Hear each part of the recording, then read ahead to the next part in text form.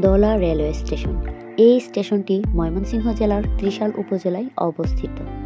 স্টেশনটি ব্রিটিশ আমলের তৈরি।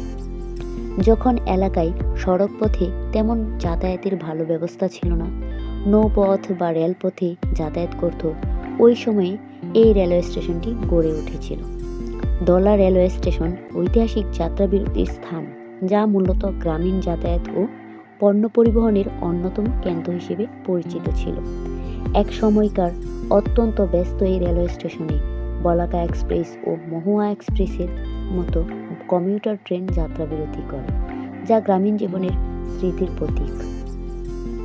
স্টেশনটি এলাকার যাতায়াত ও যোগাযোগের প্রধান কেন্দ্র ছিল এবং এখানে সব সময় কোলাহলমুখর প্ল্যাটফর্ম থাকত। আগের মতো সেই চির ব্যস্ততা না থাকলেও স্টেশনটি এখনও গ্রামীণ যাতায়াতের সাথে যুক্ত। ময়মনসিংহের অঞ্চলের মানুষের যাতায়াত সহজের লক্ষ্যে এই স্টেশনটি গুরুত্বপূর্ণ ভূমিকা পালন করে আসছে বহুকাল ধরে।